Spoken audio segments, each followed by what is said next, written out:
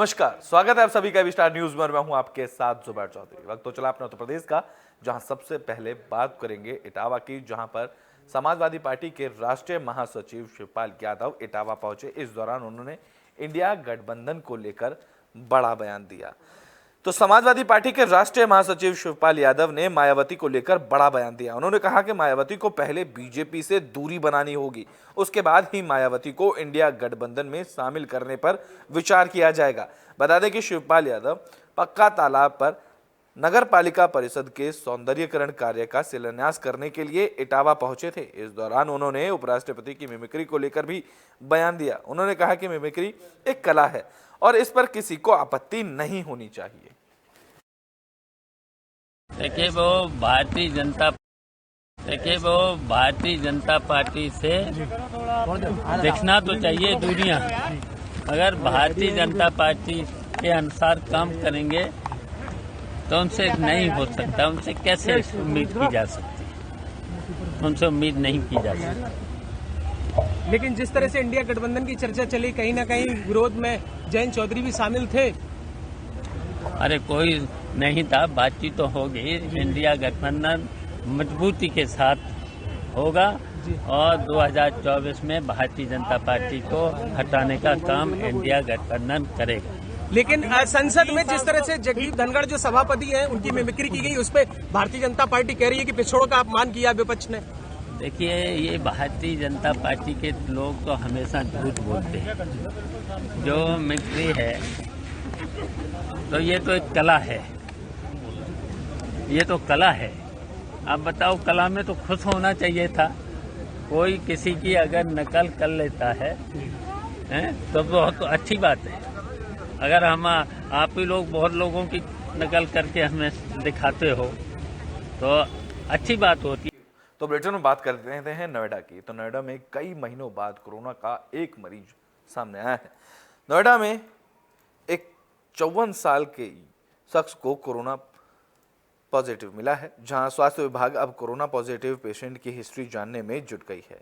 ये भी पता लगाया जा रहा है कि मरीज किन किन लोगों से कनेक्शन में आया था। शख्स कोविड-19 के नए वेरिएंट JN.1 से संक्रमित नहीं है। इसकी जानकारी के लिए सैंपल जीनोम सीक्वेंसिंग के लिए दिल्ली लैब भेजा गया है। बता दें कि एक महीने पहले भी नोएडा में कोरोना का मामला सामने आया था। देश में कोरोना के नए वेरिएंट JN.1 के कई केस सामने आने के बाद प्रदेश में स्वास्थ्य केंद्र पर संदिग्ध मरीजों के कोरोना टेस्ट करने के आदेश दे दिए गए हैं, जहां जिला अस्पताल में कोविड टेस्ट के लिए अलग से काउंटर भी बनाया गया है। अब इसको लेकर CMO सुनील शर्मा ने जानकारी दी है।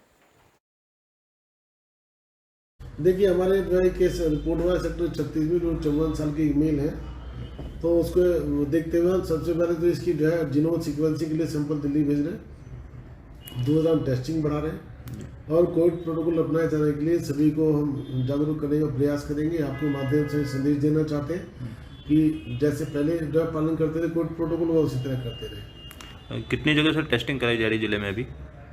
देखिए, अभी बहुत ज़्यादा, अभी तो हम CHC PSC और जिला अस्पताल में ही कराएंगे।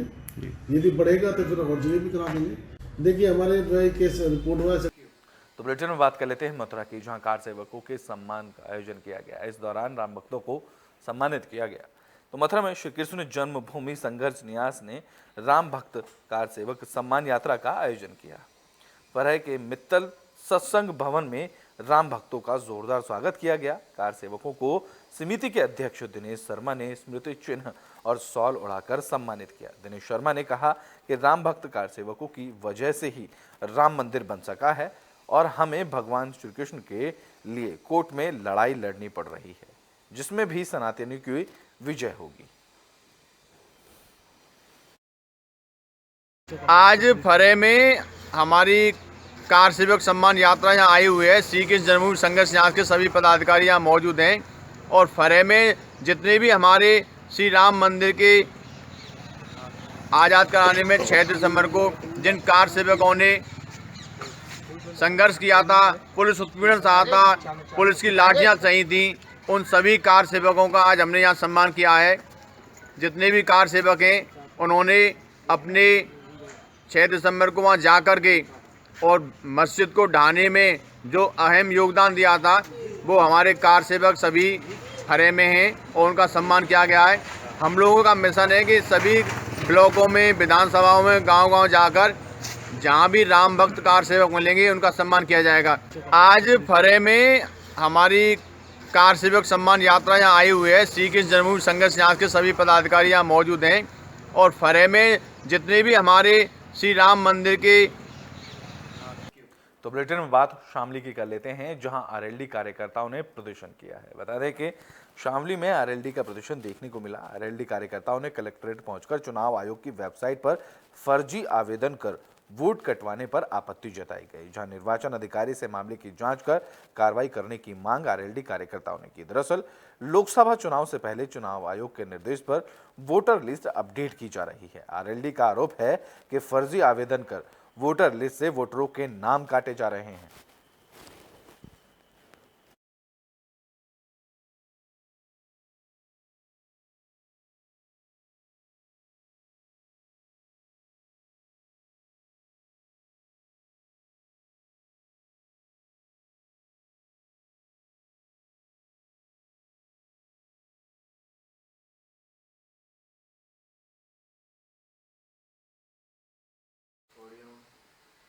तो बुलेटिन में बात शामली की ही कर लेते हैं, जहां दबंगों की दबंगई का मामला सामने आया। बता दें कि एक महिला ने दबंग पर जमीन कब्जाने का आरोप लगाया।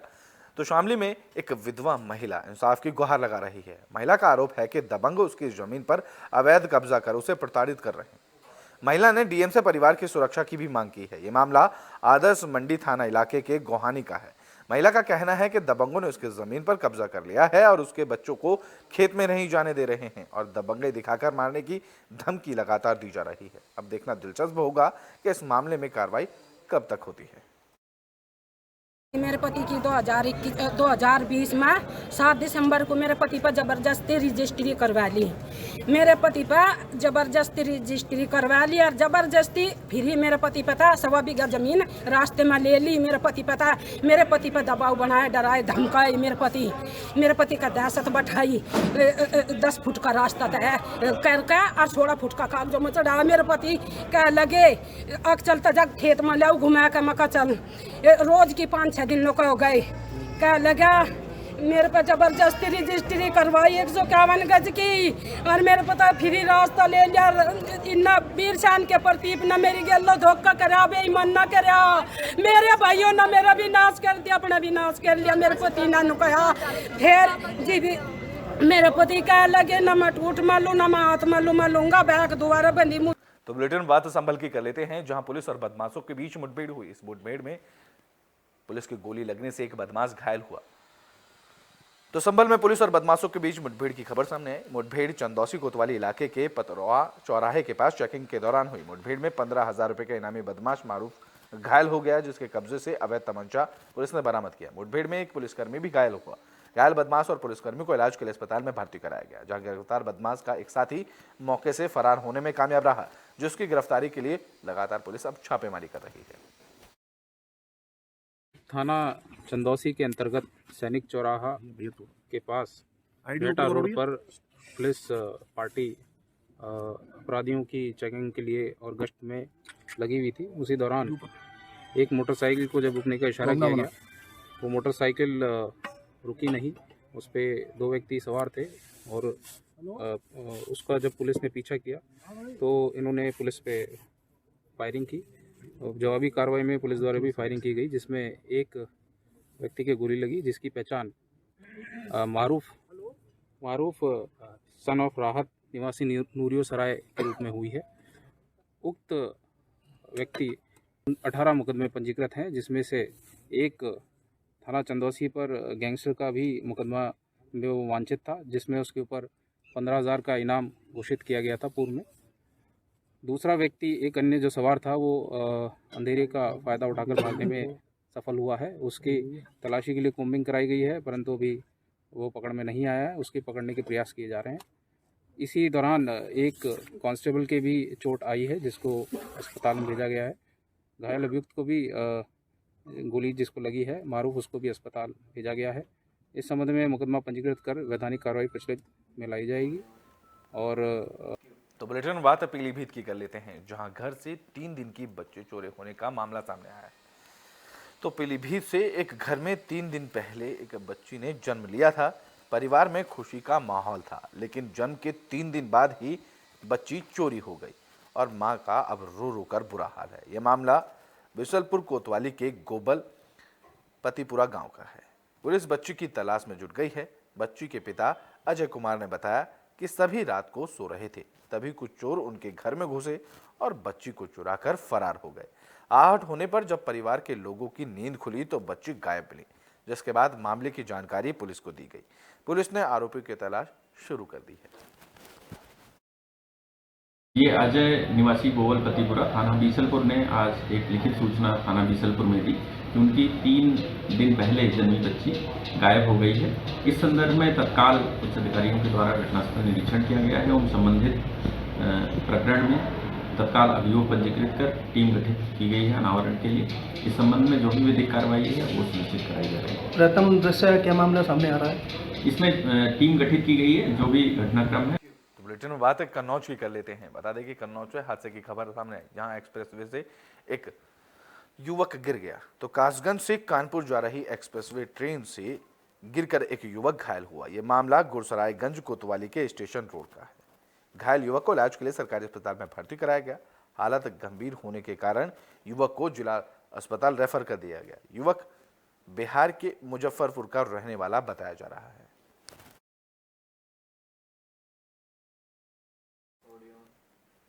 तो बुलेटिन में बात फर्रुखाबाद की कर लेते हैं। यहाँ से भी हादसे की खबर सामने आई। बता दें कि यहाँ घर पर खाना बनाते वक्त सिलेंडर में लीकेज हुआ और आग लग गई। तो खबर फर्रुखाबाद से है, जहां खाना बनाते वक्त सिलेंडर में लीकेज के कारण आग लग गई। ये मामला कायमगंज कोतवाली इलाके के मेहंदी बाग का है। आग की चपेट में आने से एक महिला बुरी तरह से झुलस गई। महिला को बचाने की कोशिश कर रहे महिला के पति और उसका बेटा भी आग की चपेट में आ गए। तीनों घायलों को सीएचसी में भर्ती कराया गया। हालत गंभीर होने के कारण जिला अस्पताल लोहिया रेफर किया गया। खाना बना के सिलेंडर हो गया, लेकिन उसके अपार्टमेंट इसके इस हादसे में 4 लोग आए। एक छोटी बहन है, बहन की हल्की नाक है, उनकी माँ की सिर पर यहाँ पे है और इनका पुत्र है ज़्यादा गंभीर तरह से ज़्यादा हालात इसकी गंभीर ज़्यादा। तो सिलेंडर लीक था क्या? खाना बना के दी सिलेंडर। तो बुलेटिन के आखिरी में बात फिरोजाबाद की कर लेते हैं, जहां से भी हादसे की खबर सामने आई। बता दें कि यहाँ एक कंटेनर ने बाइक में टक्कर मार दी। तो फिरोजाबाद के शुकोहाबाद से हादसे की खबर सामने आई। सड़क हादसे में एक महिला की मौत हो गई, वहीं उनके पति और बेटे को मामूली चोट आई। जानकारी के मुताबिक महिला अवनीश देवी पति राजेश के साथ बच्ची को दवा दिलाकर बाइक से लौट रही थी। इस दौरान कंटेनर ने बाइक में टक्कर मार दी।